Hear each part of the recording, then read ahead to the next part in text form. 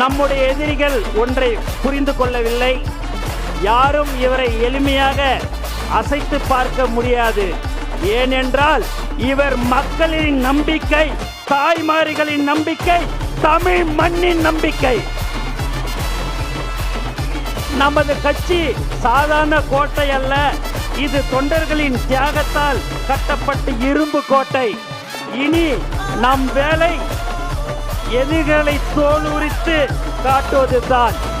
தலைவர் கை காட்டும் திசையில் பல மடங்கு பலத்துடன் புதிய வேகத்துடன் நாம் செயல்பட போகிறோம்.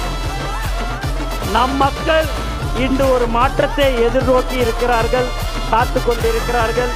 அந்த மாற்றத்தை கொடுக்கும் தகுதியும் நேர்மையும் கொண்ட ஒரே கட்சி நமது தமிழக வெற்றி கழகம் மட்டும்தான்.